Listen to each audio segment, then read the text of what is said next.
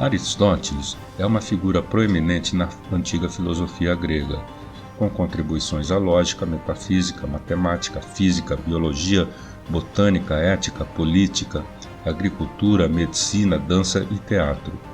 Foi aluno de Platão, que por sua vez estudou com Sócrates.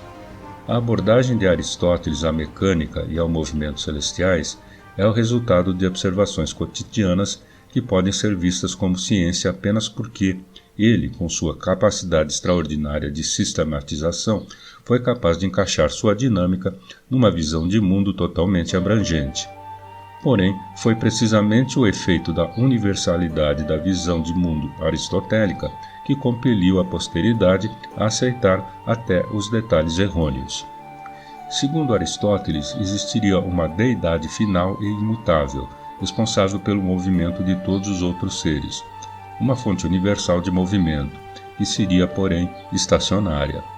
Todos os corpos se moveriam à luz do amor, que, de acordo com as últimas palavras do Paraíso de Dante, movera o Sol e as primeiras estrelas. Os movimentos pertencem a duas classes, movimentos naturais e movimentos violentos. Os movimentos naturais eram devidos à natureza do corpo. Se este não estivesse em seu lugar devido, era forçado a ir até lá. Assim, uma pedra, que é um elemento pesado cujo lugar natural é na superfície da Terra, se fosse abandonada no ar, cairia para o lugar que a natureza determinou a ela.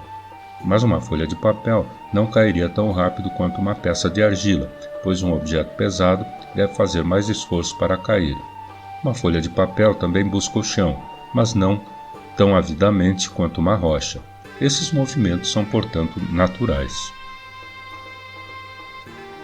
A outra classe de movimento era a dos movimentos violentos, impostos por forças que empurravam ou puxavam os corpos. Mover uma pedra para construir um muro resulta de um movimento imposto por alguém que a empurraria ou puxaria. Os barcos se movem por imposição do vento agindo em suas velas. Carroças são puxadas por animais. O fundamento do movimento violento é que é causado por agentes externos, imposto a algum objeto que não se move naturalmente, como uma pedra caindo, mas é empurrado ou puxado. O movimento violento é um movimento forçado. Também devido a Aristóteles, a crença incorreta de que os corpos mais pesados deveriam cair mais rápido do que os mais leves persistiu e dominou o pensamento filosófico científico por quase 2000 anos, até que Galileu provou o contrário. O mesmo pode ser dito sobre uma força externa alterar o estado de movimento de um objeto.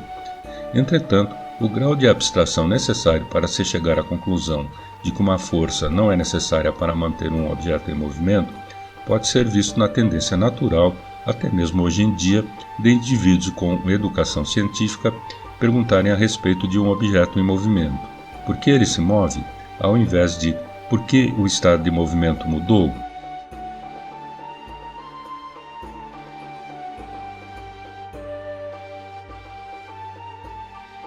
Veja no quadro a diferença entre os conceitos de força de Aristóteles e Newton. Mas explicar por que uma força é necessária para manter o movimento era, às vezes, difícil. Por que, por exemplo, uma flecha continua seu movimento depois de sair do arco? A propulsão da corda do arco acabou, mas a flecha continua seu trajeto. Logo, era necessário algum tipo de explicação. Assim, Aristóteles concebeu a ideia de que a flecha, em seu movimento, produz uma compressão em sua parte traseira que força o ar a empurrá-la. Assim, esse ar é o agente responsável pelo movimento da flecha depois de deixar o arco. Algo parecido como quando um sabonete é propulsionado quando se pressiona uma de suas extremidades. Aristóteles negava a existência do vácuo, porque pensava que a velocidade dos corpos em queda em um meio era inversamente proporcional à densidade desse meio. Assim, se a densidade do vácuo é zero, a velocidade é infinita, o que Aristóteles achava impossível. De certa forma, as ideias de Aristóteles eram lógicas e consistentes com o senso comum, de modo que até mesmo hoje poderiam ser a conclusão de uma observação da física por um leigo. Como mencionado, lemos em sua Mecânica: o corpo em movimento chega ao repouso quando a força que o impulsiona não mais pode agir para impulsioná-lo. Uma ideia intuitiva, porém errada. O mundo de Aristóteles é uma estrutura de ordem perfeita. Em tal mundo, tudo tem seu lugar natural. Todas as coisas e todas as criaturas, homens e deuses, são arranjados numa ordem hierárquica. O estado natural de um corpo é em repouso, exceto pelos corpos celestiais. Os mundos celestial e terrestre são categoricamente separados. O mundo celestial é aquele da harmonia perfeita, no qual tudo é eterno e imutável. A substância que forma as esferas celestiais é o éter, a quinta essência, que é diferente do material do qual a Terra é feita. A quinta essência não possuía características, não era quente, fria, úmida nem seca. Na verdade, as afirmações científicas de Aristóteles geralmente estão erradas, às vezes de maneira cômica.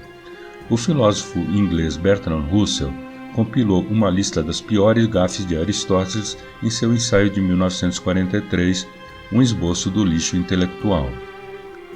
Aristóteles, apesar de sua reputação, é cheio de absurdos. Ele diz que os filhos devem ser concebidos no inverno quando o vento está ao norte e que as pessoas se casarem jovem demais, os filhos não serão do sexo feminino. Ele nos diz que o sangue das mulheres é mais escuro que o dos homens, que o porco é o único animal suscetível a sarampo, que um elefante que sofre de insônia deve ter sal, azeite e água morna passados em seus ombros, que as mulheres têm menos dentes do que os homens, e assim por diante. Mas Aristóteles era um filósofo, não um cientista. É, por vezes, creditado como o inventor da lógica. E lógica e razão são centrais à ciência. Não parece lógico e razoável presumir que Aristóteles pode ter sido um dos primeiros cientistas. Porém, como Russell nos diz, Aristóteles poderia ter evitado o erro de pensar que as mulheres têm menos dentes do que os homens pelo método simples de pedir à senhora Aristóteles que ficasse com a boca aberta para que ele contasse. A afirmação de que as mulheres têm menos dentes do que os homens é hoje famosa não porque foi dita por Aristóteles, mas porque Russell disse que Aristóteles a disse. Esse estado de coisas persistiu no mundo ocidental por mais ou menos 1 milênio e meio. Teve-se de esperar até Galileu Galilei. Porém, é digno de nota que Aristóteles não considerava suas descobertas como definitivas ou sagradas, dando uma demonstração clara de ser possuidor de integridade e honestidade intelectual. Ainda assim, seus seguidores consideraram suas ideias inquestionáveis por cerca de 2000 anos. A Terra é redonda. Nos primeiros estágios da civilização, aquilo que chamamos de universo era algo considerado ridiculamente pequeno.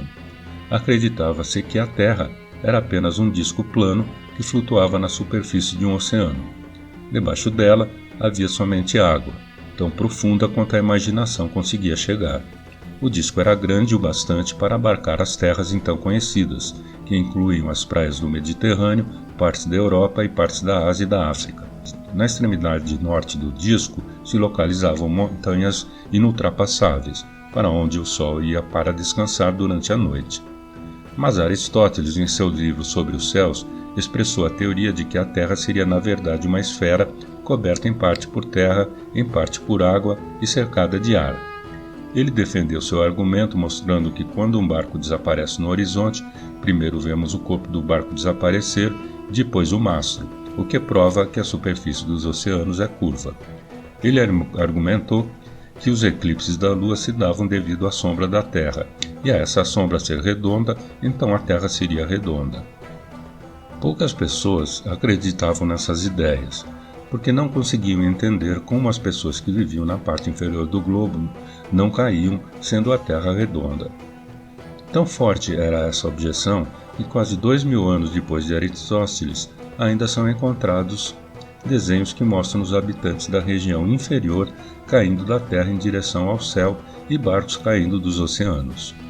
Talvez o próprio Cristóvão Colombo, ao partir em busca de um novo caminho para as Índias, não estivesse inteiramente seguro da viabilidade de seu plano. Aliás, ele não concluiu seu plano, pois descobriu a América no meio do trajeto.